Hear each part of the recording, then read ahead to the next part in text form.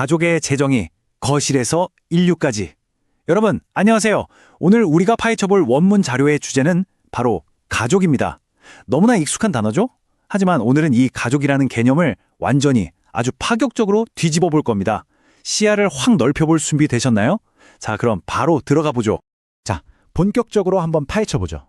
우리는 보통 가족하면 무조건 핏줄부터 떠올리잖아요. 그런데 원문에서는 아주 근본적인 질문을 던집니다. 과연 피를 나눠야만 진짜 가족일까요? 요즘 세상 돌아가는 걸 보면 우리가 그동안 철석같이 믿어왔던 혈연 중심의 끈끈한 울타리라는 게 꽤 많이 흔들리고 있죠. 팍팍한 경제 상황, 변해버린 사회 구조, 그리고 우리 각자의 가치관까지 다 바뀌었으니까요. 그렇다면 과연 핏줄로만 묶여 있어야 진짜 공동체일까요? 우리 주변만 살짝 둘러봐도 답은 금방 나옵니다. 현대인들의 라이프 스타일은 예전의 그 고정관념을 완전히 깨부수고 있습니다. 1인 가구가 말 그대로 기하급수적으로 늘고 있죠. 게다가 피 한 방울 안 섞인 사람들끼리 마음이 맞아 함께 사는 쉐어하우스나 비혼 가구 같은 형태도 이젠 너무나 흔해졌습니다.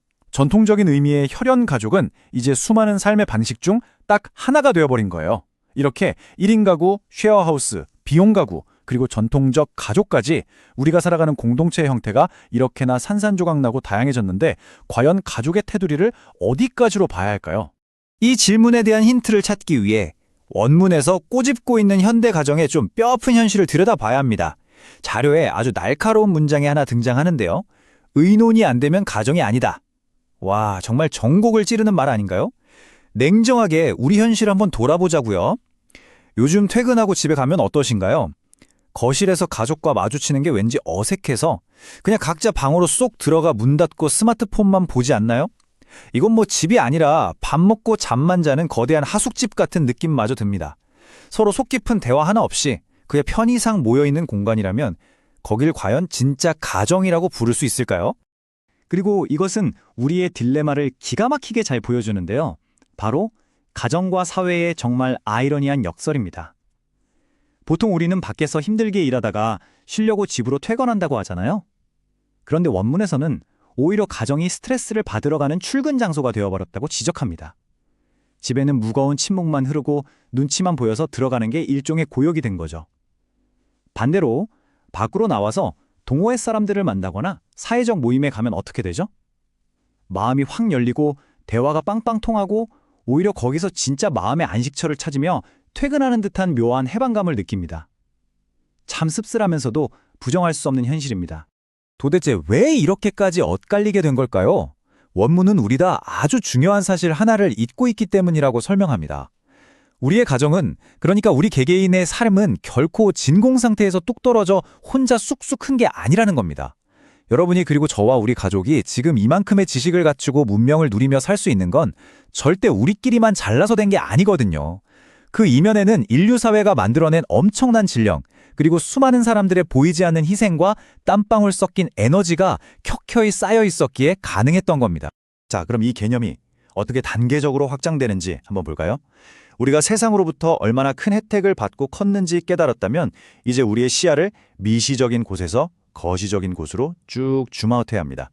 첫 번째 단계, 나의 집이라는 아주 좁은 울타리에서 일단 벗어나는 겁니다. 그리고 두 번째 단계, 우리가 매일 부대끼는 이 사회 전체를 하나의 큰 가정으로 바라보고요. 세 번째, 더 나아가 국민 모두를 한 가족으로 품는 국가, 그리고 마지막 네 번째로 마침내 인류 전체를 나의 거대한 가족으로 인식하는 겁니다. 내 핏줄만 챙기는 걸 넘어서 사회 전체를 거대한 가정으로 만들고 갖고 가는 것, 이게 바로 우리 시대의 진짜 과제라는 거죠. 사회가 우리의 거대한 가족이 된다면 당연히 그 큰 집안을 챙길 누군가가 필요하지 않겠습니까? 여기서 원문은 정말 신선하고 핵심적인 개념을 딱 꺼내듭니다. 바로 사회 부모라는 개념이에요. 내 집에 나를 낳아준 부모님이 있듯이 사회라는 이 거대한 가정에도 부모 역할을 해줄 리더들이 절대적으로 필요하다는 겁니다. 여기서 말하는 부모가 나이 많은 어르신을 뜻하는 게 아닙니다. 사회 곳곳에 꼬인 문제들을 책임지고 대중을 위해 기꺼이 나서주는 지도자와 지식인들을 뜻하죠. 이 사회 부모들이 적극적으로 울타리가 되어줄 때 비로소 세상 전체가 따뜻한 가족처럼 바뀔 수 있다는 겁니다. 그렇다면 이 사회 부모들의 구체적인 미션은 도대체 뭘까요? 아까 우리가 짚어봤던 삭막한 현대 가정의 단절 같은 씁쓸한 문제들 기억하시죠? 사회부모는 바로 그런 삐걱거리는 모순들을 날카롭게 짚어내야 합니다. 그냥 불평만 하는 게 아니라 시스템적인 문제의 진짜 해결책을 치열하게 연구를 해야 한다는 거죠. 그렇게 얻은 통찰과 지혜로 사람들을 올바르게 이끌고 궁극적으로는 시민 한 명 한 명이 또 다른 타인의 사회부모로 쑥쑥 성장하도록 돕는 겁니다. 그렇게 해서 이 사회 전체를 서로 돕고 끌어주는 하나의 거대한 가족으로 확 바꿔버리는 것. 말만 들어도 가슴 뛰는 사명 아닌가요? 이런 시각을 장착하고 나면요, 우리가 매년 맞이하는 5월 가정의 달이나 6월 호국 보훈의 달을 대하는 태도도 완전히 달라질 수밖에 없습니다. 단순히 달력에 빨간색으로 적힌 연례 행사로 넘길 게 아니라는 거죠.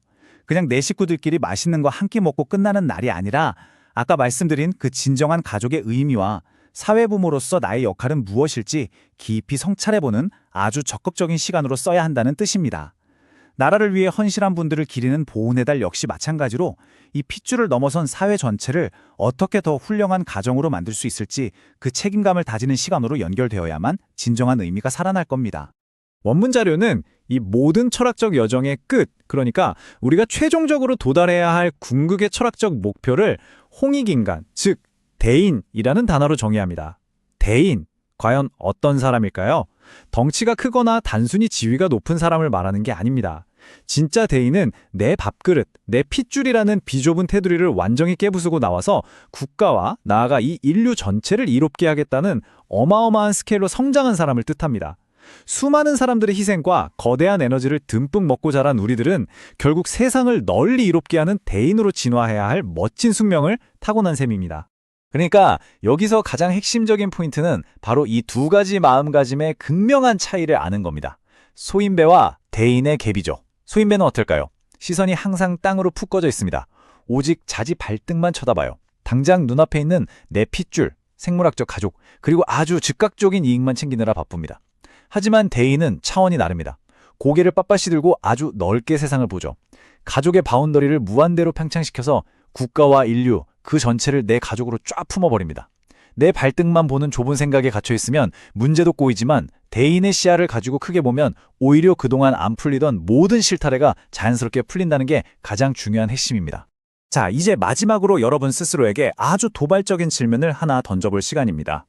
앞서 말씀드렸듯 우리는 인류가 쌓아올린 지식과 희생 덕분에 지금 여기까지 올 수 있었습니다. 그렇다면 앞으로 여러분은 어떻게 사시겠습니까? 평생 내 집안 문지방 안쪽만 쳐다보는 소인배로 남으실 건가요? 아니면 시야를 쫙 넓혀서 인류 전체를 나의 진짜 가족으로 껴안는 대인, 그리고 우리 사회를 이끌어갈 사회부모로서 세상 밖으로 당당히 한 걸음 내디디시겠습니까? 우리의 생각 크기가 커질 때 세상은 비로소 진짜 변하기 시작합니다. 오늘 설명해드린 내용이 여러분이 속한 곳에서 각자의 역할을 새롭게 세워보는 강력한 계기가 되길 바랍니다. 여러분 늘 더 넓게 바라보세요.